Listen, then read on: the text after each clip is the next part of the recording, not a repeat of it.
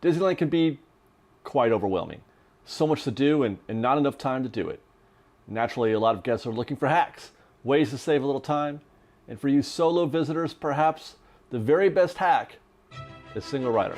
And in this episode of Fresh Baked, we're gonna go on location to show you every attraction that has single rider, how to do it, whether or not you should, all coming up next on Fresh Baked.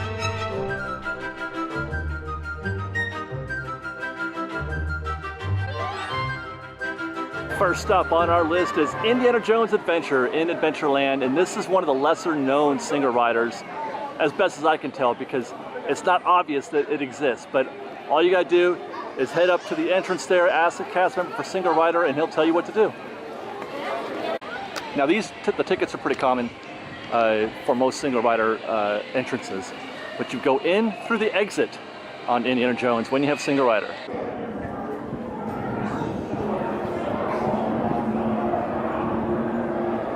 So there's your first benefit of single rider, is you bypass all of that standby queue. You're gonna see a cast member here where these folks are lined up, and then it's right there. Right there is where they mix you in with the standby groups.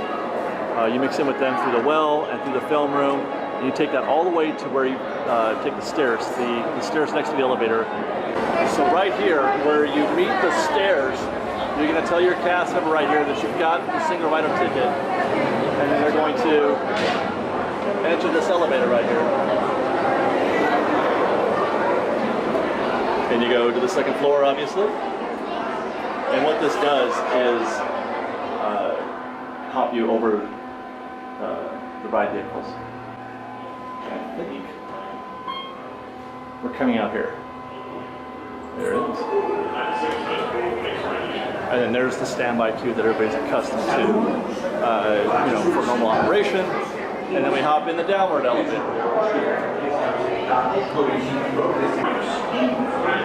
And then back to one.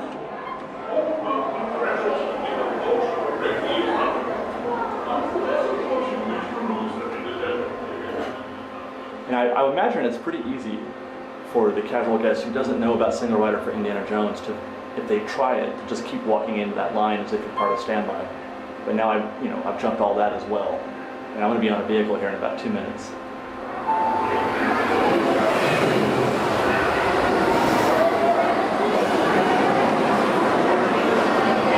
Because there's lots of single rider seats on Indy, lots of them. They come up, see, we're already here. So I'm going to ride in right here. Okay, thank you very much. And that's it. The whole thing took about, I don't know, five minutes. You seek the future. You had to look, didn't you?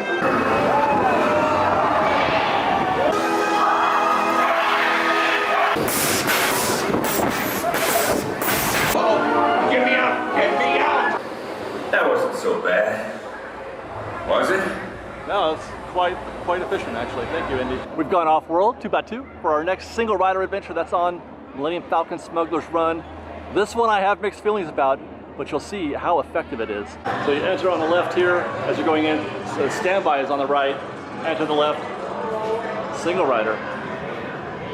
Follow these tunnels, and you're gonna skip basically everything. All of the interior queue, the stuff in the maintenance shop for Hondo's maintenance team. And you even skip Hondo's pre-show. Where this leads you, if I'm not mistaken, is right into the Millennium Falcon and the bridge. After the stairs, you meet up with all the other standby groups. This is right before they split you up into groups of 6. You haven't got your boarding assignment yet. You haven't got your boarding assignment yet, but you're about to ready to go into the Millennium Falcon bridge right here. So I was mistaken, they do the boarding assignments there, right there in the group. They're not handing out the cards anymore. So it's just, they just tell you what your spot is. I am going to be I'm a gunner. And then next room, like I said, is the bridge. You've bypassed everything. You've bypassed the interior queue and the Hondo pre-show.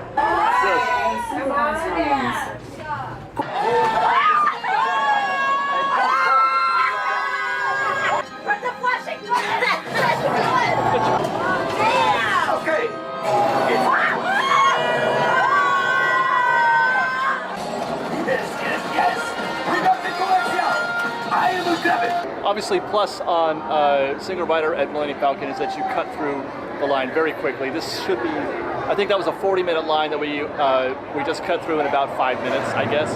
It took us 5 minutes to get to the Falcon Bridge. So that's a high positive. But the downside, obviously, is that you don't get to see the interior queue. You don't get to see the Hondo show, and of course you're single rider, so you don't get to ride. You don't get to ride with people that you know, which is part of the experience of going on Smugglers Run, is to have a traveling party with you, and it gets, you know, it's more fun that way, I think. Although I have to say, the group that we had on this was quite lively and fun itself. So maybe you get lucky to make a new friend, or you have a good time anyway. So there you go. That's Smugglers Run. What's next? Let's go to Tomorrowland.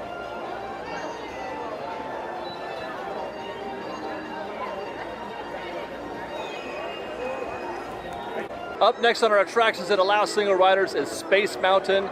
This one is a good one. Now, to access the single rider queue, you don't go left in the normal standby route.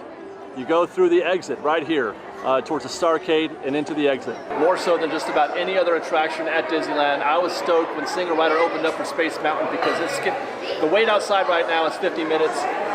This is going to be 10 minutes maybe. We'll find out. But what you're going to do is go right down this little exit ramp right here and go directly to the vehicles.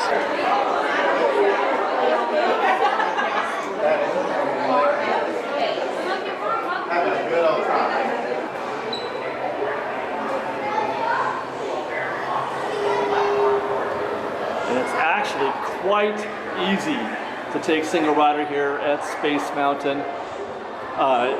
It's a super quick trip. They're gonna put you, this path that we're on is gonna put you right at the vehicles, the ride vehicles. Right now it looks like there's about a dozen people in this single rider queue. We'll see how long that takes us to get into a ride vehicle, but I don't expect it to be very long. Well, it took us about 8 minutes to get to this spot where I am next in the single rider queue. Let's find out what seat I get in this rocket. All right, guys, row 6. This is an awesome seat. This is the best seat in my opinion, even though you get a cleaner ride up front. It feels faster, but it is faster from the back seat.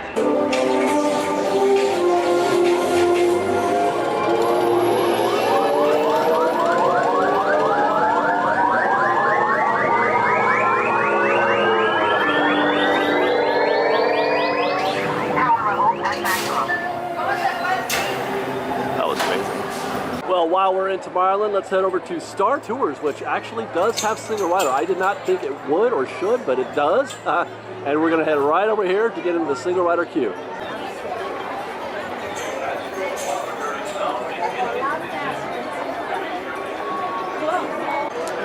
Once they pull you out of this pen right here, they're gonna have you line up against that wall, that blue wall, then you're gonna go right through that door.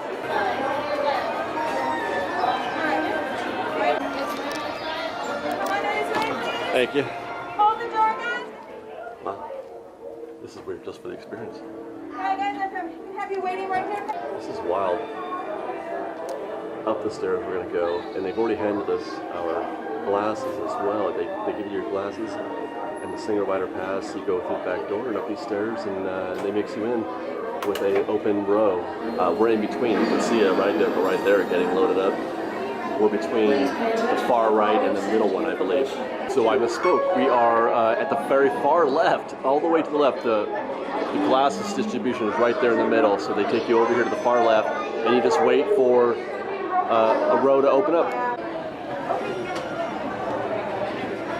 Star Tours 1401, you are cleared for departure. R2-D2, I am not programmed to fly these things. Hang on, everyone!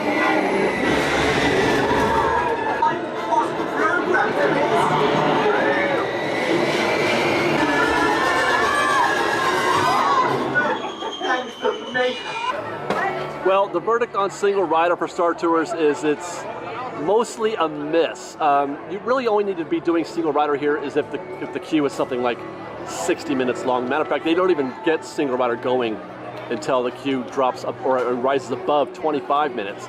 As a matter of fact, I would have said it would have been quicker going standby at the time I entered Star Tours than if I had gone through single rider. That won't always be the case. Sometimes it'll be quicker, but in my case today, we sat there, or we stood there in that waiting for our next vehicle for a solid 3 or 4 rotations of ride vehicles, of Star Tours vehicles.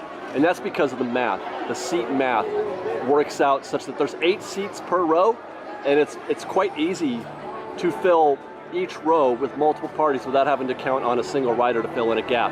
There aren't as many single seats available. You can have a party of 4 and a party of 2 and then another party of 2. But if you got a party of 5, then they can find a party of 3. You know, so the math has to work out right in order for you to get that 1 extra seat in there, and it takes a while. You stand there and you wait for a little bit. It's kind of hit and miss, but mostly miss. All right, guys, we've moved across the way to Fantasyland and the Matterhorn bobsleds, where they do have standby and eventually fast pass. But yes, also single rider, you're just gonna walk right in and ask a cast member as usual. Now in single rider, they put you through this separate, this is typically an extended queue for when Matterhorn gets super busy. But I'm thinking I'm gonna go this way, I guess. She didn't really say, but I'm gonna assume that's the case. And I'm just gonna walk right through. And there it is, right through here, single rider, right against the rail. So you skip this right here, and you go down the rail, and then there's a little bit of a group here waiting. And we find ourselves a single spot. 12 minutes later, we're ready to go on seat 3 in our bobsled on the Matterhorn. Oh! So that's what, a 30-minute wait we had for Matterhorn standby, 10 minutes for single rider. You could probably safely extrapolate that to, if it's an hour on the Matterhorn, it's 20 minutes standby.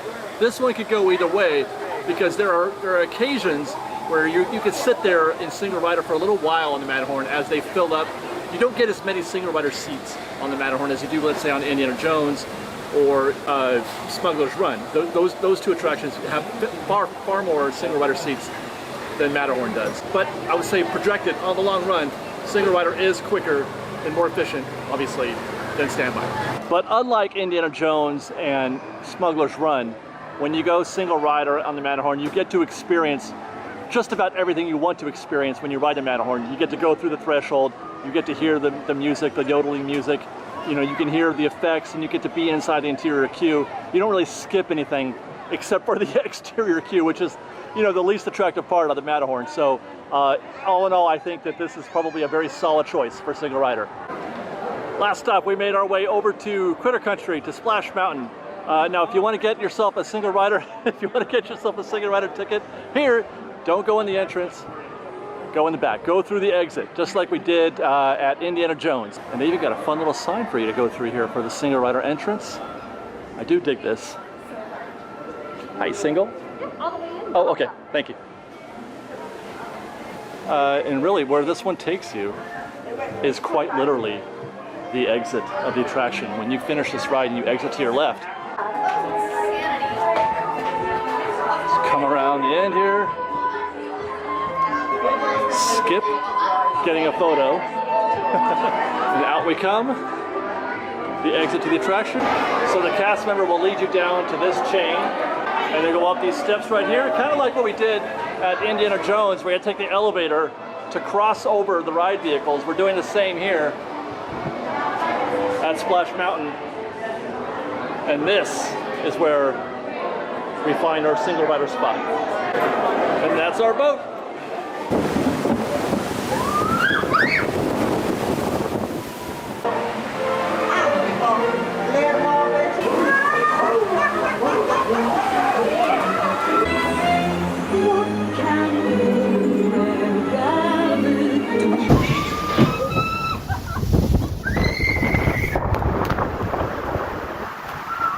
Now, one thing you can't deny when it comes to single rider on Splash Mountain is that it is highly efficient.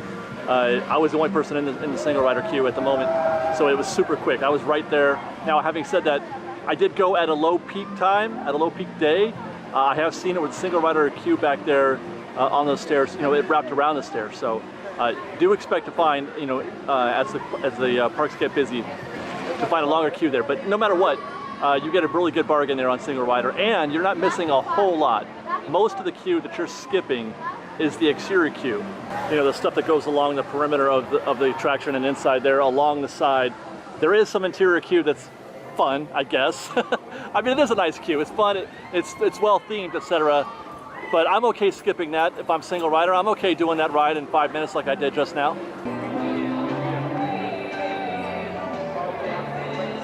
All right, we've made our way over to DCA. Next stop is single rider. You've got standby, you've got fast pass. We're not doing that right now, but single rider on the left. Now, I have long had a rule about single rider at Radiator Springs. It's never really failed me, and that is if you can see the queue, if you can see the end of the Radiator Springs queue from the entrance, then it's probably going to be, you know, that's a good size wait, and that's the case here. Where that's us right there. It's going to be about 30 minutes from here, but it is still significantly better.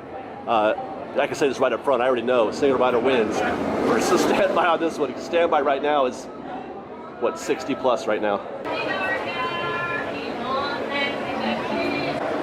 So the single rider queue comes up here. It looks like a lot. It looks like a lot, but don't be intimidated because it does go quick though.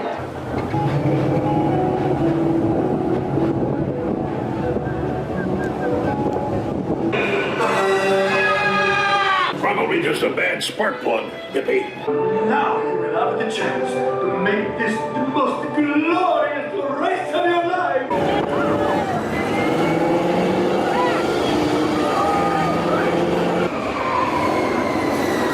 Radiator Springs Racers. This one's an easy one. Definitely go single rider if you can. That was 20 minutes all in. They were about right. They were calling it 25, but that's an easy 20 minutes. And it's so quick to get through that last part. It looks like it's going to take forever. But as I mentioned, the math is perfect for this ride. 2 rows with 3 seats, easy to find 1 seat available on Radiator Springs Racers, as opposed to, you know, something like Star Tours. We've made our way to Pixar Pier for Incredicoaster, single rider. Right across the pier, you can see the back of the line right here. This is kind of an adventurous single rider queue. Let's go check it out. Now this queue is kind of beefy. It's a very popular ride at Incredicoaster. Single rider is very popular choice at Incredicoaster. This queue that we're in right now is about 30 to 40 minutes probably from where we're at up here on the pier. You can see the single rider sign. We get through this queue, and then where these guys are right here, you're going to go down this ramp, and then you're going to join or rejoin the single rider queue at the bottom where the chains are. There is your regular standby right now, and according to the Disneyland app, right now, standby's 40 minutes, so it's kind of a hit or miss if you're, you know, if it's worth it to go to single rider. We'll see if we can't beat that 45-minute expectation. Incredicoaster is pretty efficient with single rider because all you need is an odd-numbered group, and that odd number creates a seat for a single rider, as they won't break up another group to fill that seat. What we're waiting for here is for the elevator to open up just around this queue of guests, and there it is. We'll take this up and over. And then out the escalators. And that was only 5 minutes, by the way, right here. That was 5 minutes. And then just like in Indiana Jones, you go across the way and get in the second elevator and go back down. 3, 6, 8 people to go here. Single riders, 8 people to go. It's been 17 minutes, so it's nothing like 45 minutes. That's actually not bad. And that in the standby that we saw out there was not 40 minutes either. That was probably longer. We got the next boat, 7:20, so 20 minutes all in for the next boat. 5, 4, 3, 2, 1, go!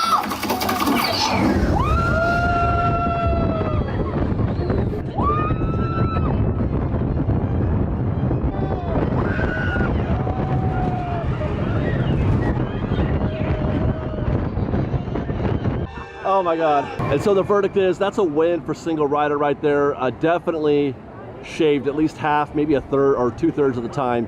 That queue at that point, actually we were back here somewhere. It's actually gotten shorter since we got in the ride. That's probably 15 minutes where they are right now. It looks bad. It looks bad because there's a lot of people in it. But just like a lot of other attractions, the math is good. The math is good. There's a lot of opportunity for single rider seats on a roller coaster, on a 2-seat roller coaster like this, guys. You get a party of 3, that creates a spot, and they don't break parties up generally, you know, right? So if you got a party of 3 or a party of 5, or even just other single riders, who knows? But they have to have an even number in order to fill up all the spots. So the math works out pretty good for Incredicoaster to cycle a whole bunch of single riders. So even though it looks like there's 60, 70 people in the single rider line, it does go through pretty quick though. Last stop, on our single rider adventure is Grizzly River Run, and it's quite easy. Just locate a cast member, she'll hand you a green single rider card or ticket and head straight for the stairs.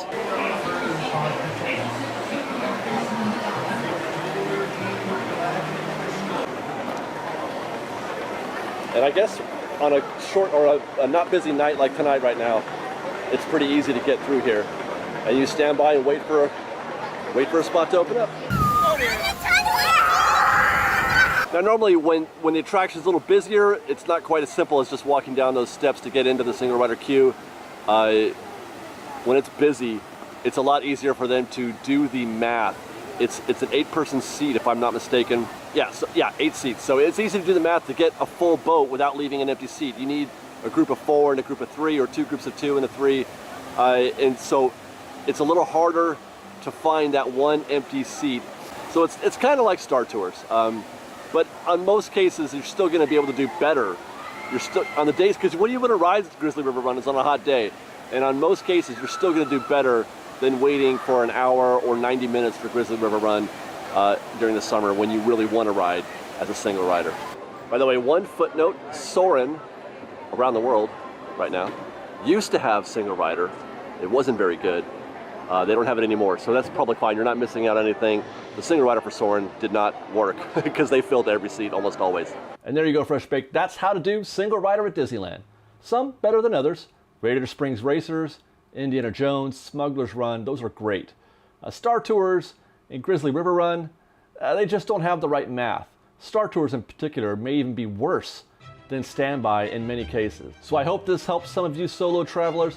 Let us know your thoughts and experiences in the comments below, and until next time, thanks for watching everybody. Fresh Baked.